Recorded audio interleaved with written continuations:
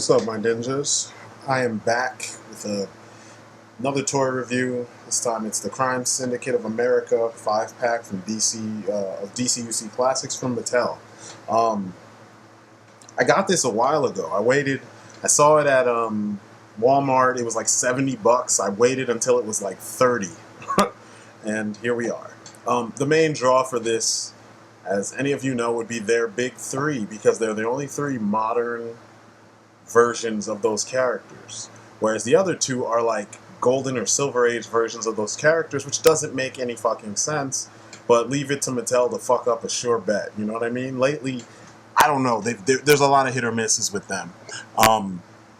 There was a 2-pack that had Alexander Luthor and Ultraman Classic, so maybe that would be cool for some people. But anyway, the two biggest losses in this package would be Power Ring and Johnny Quick. I'm going to start with Power Ring.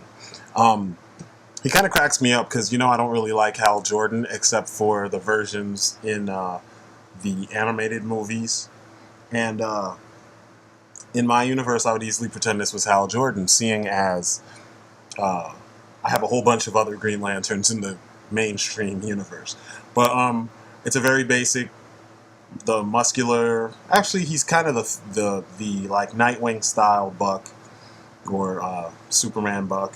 It's real simple, real generic, simple design. There's really nothing to it, and that's what hurts my feelings. They could easily amp this up with the updated design. You know, you got a basic Buck. I mean, add to it and make it look nice. But anyway, real simple figure. Nothing really much to write home about, but the fact of the matter is we're not here for him, you know? We're not.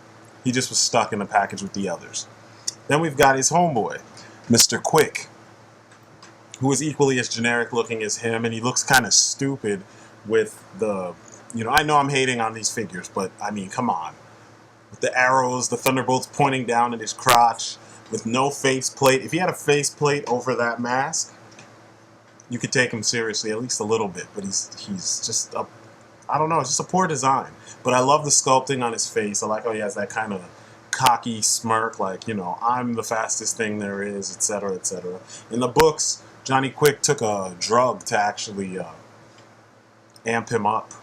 They took that out of Crisis on Infinite, or Two Earths, just, you know, to keep it a little bit more kid-friendly, but being that they're going in such an adult direction, I don't know why they didn't just keep it in there. But anyway, that's Johnny Quick. Corny. Ultraman.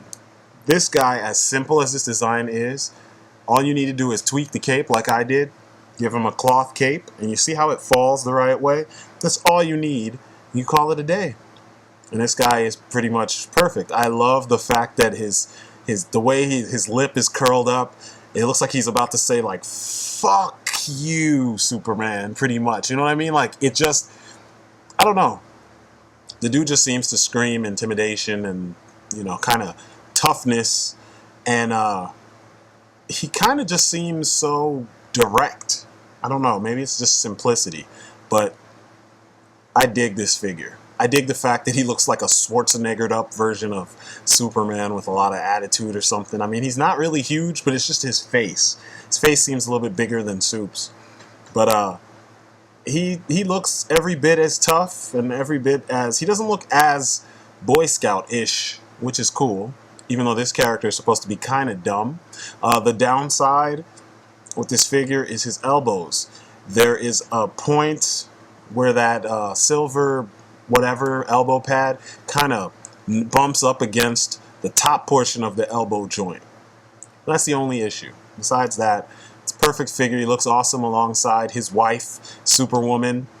They look ready to take on the Justice League. He can't hold anything, but I don't know what you would really need him to hold. Essentially, he is, you know, a heavy hitter, and he needs to just look like it, and he does, and I dig it. I always thought it was hilarious how his wife, Lois Lane, who is Superwoman, is humping Allman, like, almost out in the open, and he's too busy being tough, #1 douchebag to even, like, you know, notice. But here's a close-up of what I was talking about with the elbow. You can see that there's been some wear and tear. because the few times I did move his elbow, it kind of jutted up against that. But, you know, what are you going to do? $30 for 5 figures. I'm not really going to complain. But you see what I'm saying about the faces. I mean, it's obviously the same base, but there's something about him that reminds me of Schwarzenegger as opposed to the other one, which just looks like Superman, you know? All the details match up nicely. Superman has a few extra ones, obviously, that make him look a little bit more Boy Scout-ish, because he kind of resembles the time period that, you know, the old school superheroes. It's because this design is more of a Silver Age nod, I want to say, to some degree. But I really like Ultraman. He works for me. Moving on, we have his wife, Superwoman. And I should have bent the other leg so you didn't have to see the all the numbers underneath the, you know, serial numbers, but whatever. Anyway, she's a pretty cool figure. I dig the fact that there are a lot of parts, well, I won't say a lot, but the shoulder pads, the little necklace, and her feet are different. I wish they used those feet on, say, Catwoman or even Hawkwoman. But, you know, what are you going to do? Everything else seems like a reuse of Wonder Woman. And I'll show you that eventually because I have a little comparison. But she's completely posable. And it's funny because you know how I always said this. I even say this in my G.I. Joe videos. The female figures usually have more posability than the male figures. With the DCUCs, it's only up in their arms that they have more posability. Everywhere else, it seems like they're stiff. I mean, she can assume most of the Wonder Woman-ish kind of poses, but her legs are kind of stiff, which I like because I can stand her up and I don't have to worry about things. She doesn't seem fragile. I noticed a lot of reviewers always talk about how fragile the female figures are, and they're not. They're really not that fragile. If you got a bad batch, then yes, they are. But they only look skinny. I mean, you've seen my Justice League picks. I personally prefer the McGuinness DC Direct Wonder Woman because she looks like an Amazon. She's kind of got that musculature that I assume or I believe an Amazon should have, and she's a warrior, very much so, and she should look the part. So I prefer that body, but when it comes to the DC Universe Classics, they prefer that supermodel look.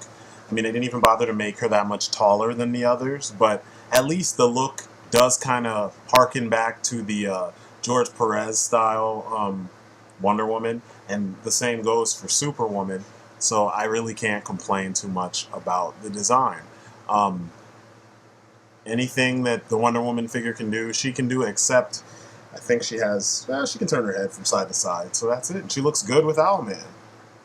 What else is there for you to say? You want the two of them to look somewhat appealing together, since they're the two that kind of have the most, a lot of their plot kind of ties them together, you know, directly ties them together. So, you know, she's a win. I like that. There wasn't any issues with this figure. Owlman. Honestly, Owlman was the only reason why I wanted this whole 5 set. And then when I got the set, I was like, oh, okay, at least 3 of the 5 are pretty cool. The other 2 of them are just going to get their asses stomped on a regular basis. But Allman is just kind of creepy. I mean, he's so simplistic. The design is really simplistic except for that odd kind of cape.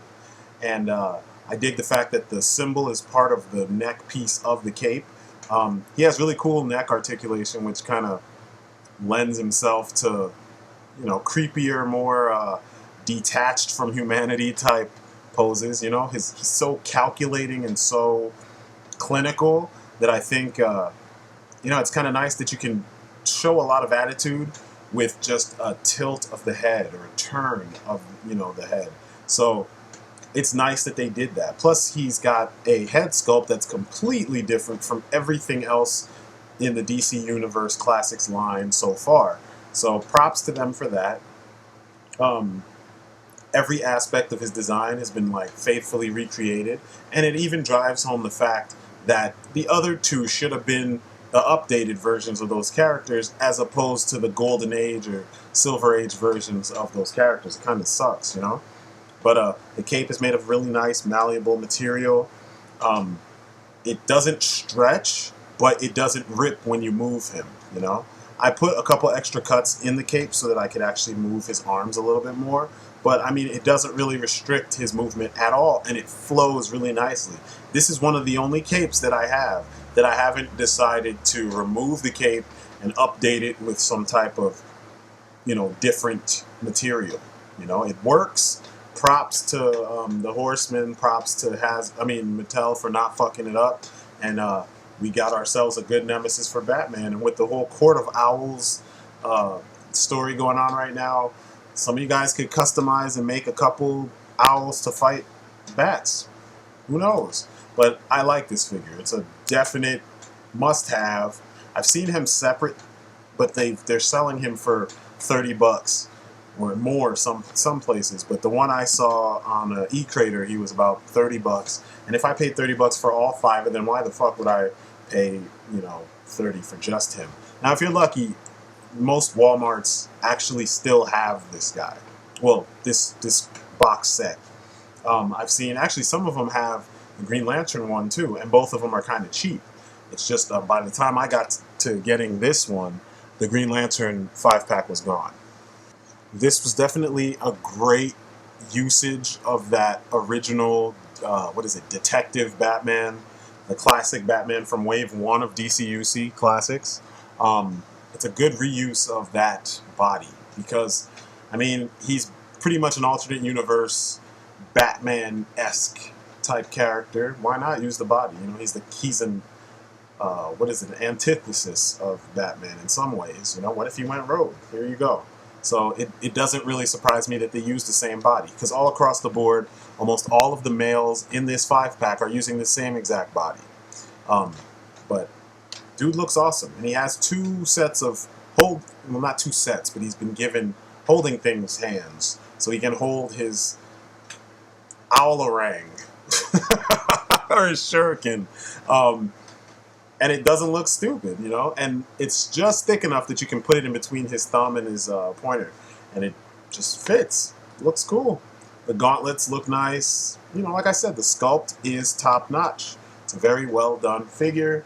He kind of outshines the other figures in the 5-pack.